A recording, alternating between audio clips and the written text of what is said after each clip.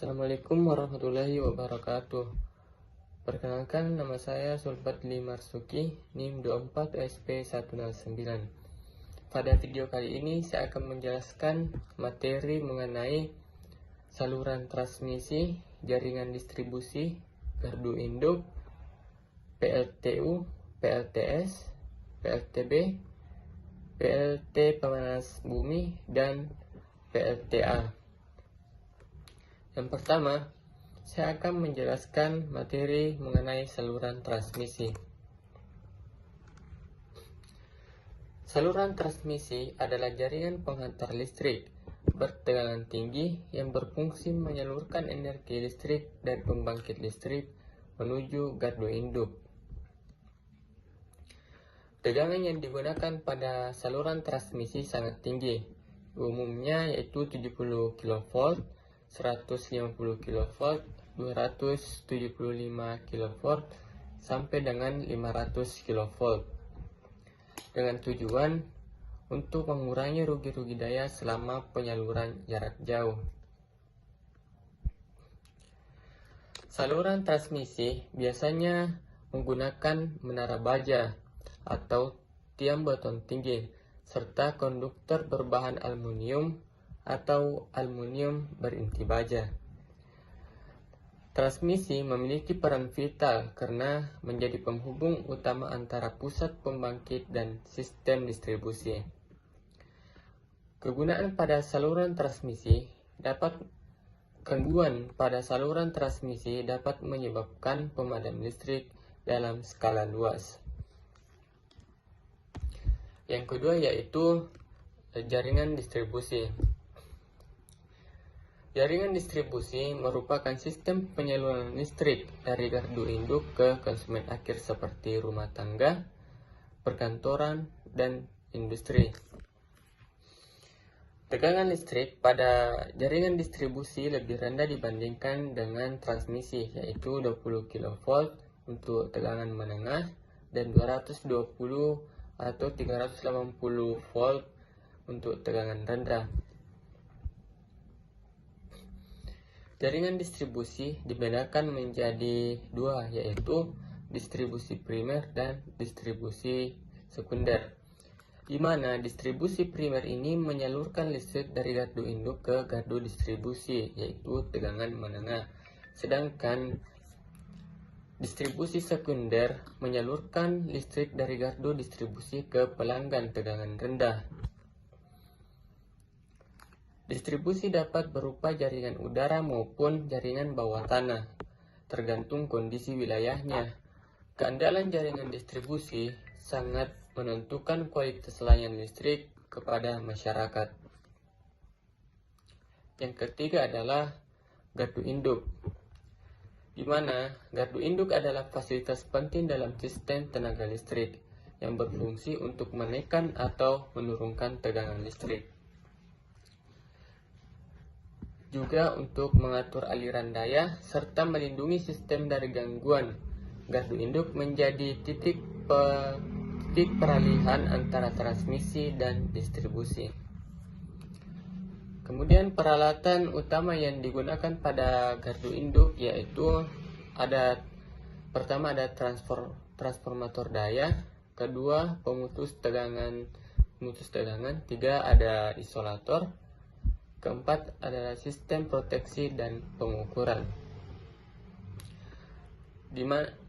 Tanpa gardu induk, listrik tidak dapat disalurkan dengan aman dan efisien ke konsumen. Jadi peran gardu induk pada sistem ketenaga listrikan sangatlah penting. Selanjutnya yaitu pembangkit listrik tenaga uap atau PLTU. PLTU adalah pembangkit listrik yang memanfaatkan energi panas dari pembakaran bahan bakar fosil seperti batu bara. Kemudian dari penghasilan batu bara akan menghasilkan uap. Uap yang bertekanan tinggi digunakan untuk memutar turbin yang terhubung dengan generator sehingga menghasilkan listrik.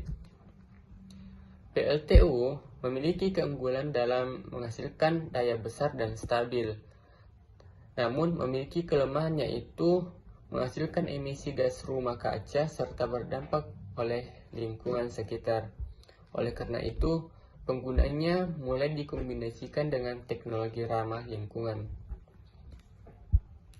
Yang kelima adalah pembangkit listrik tenaga surya, PLTS.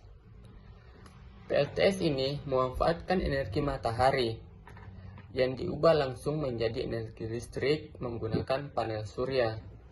Sistem PLTS dapat digunakan dalam skala kecil yang dimana disimpan di atas atap rumah hingga skala besar, yaitu solar farm. Keunggulan PLTS antara lain ada beberapa, yaitu sumber energi terbarukan.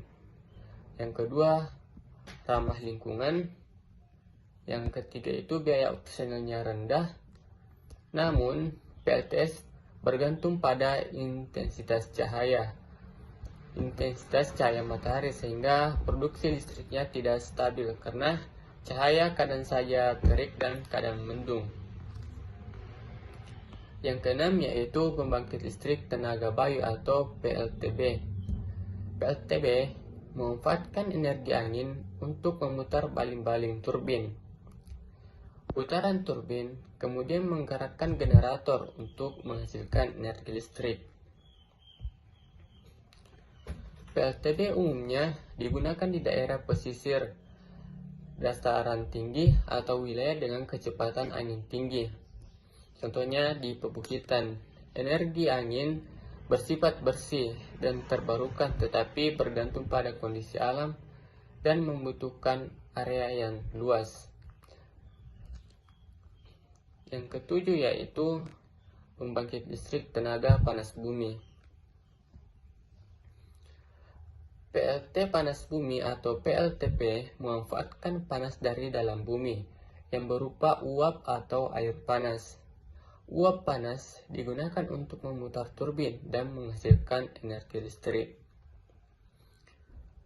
Di Indonesia memiliki potensi panas bumi yang sangat besar karena berada di jalur cincin api. PLTP memiliki keunggulan berupa energi stabil dan ramah lingkungan, namun biaya awal pembangunan relatif tinggi.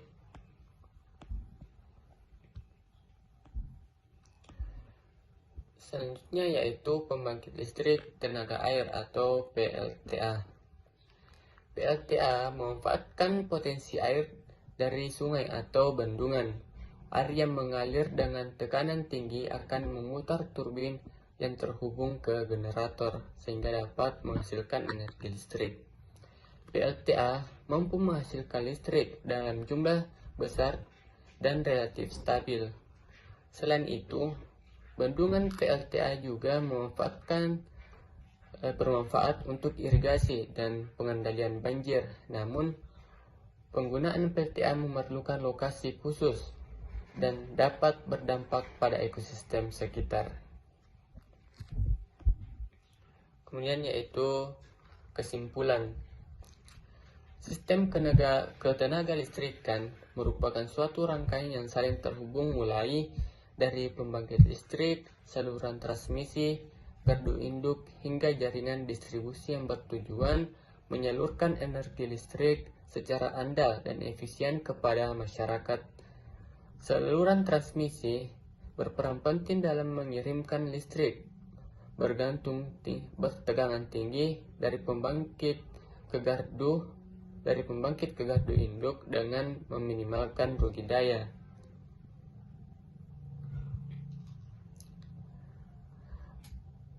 Berbagai jenis pembangkit listrik seperti PLTU, PLTS, PLTB, serta PLTP menunjukkan adanya perbedaan sumber energi, teknologi, serta berdampak lingkungan, di mana pembangkit energi terbarukan menjadi solusi yang semakin penting dalam menghadapi keterbatasan energi fosil dan isu lingkungan dengan pengelompokan sistem ketenaga-listrikan yang baik.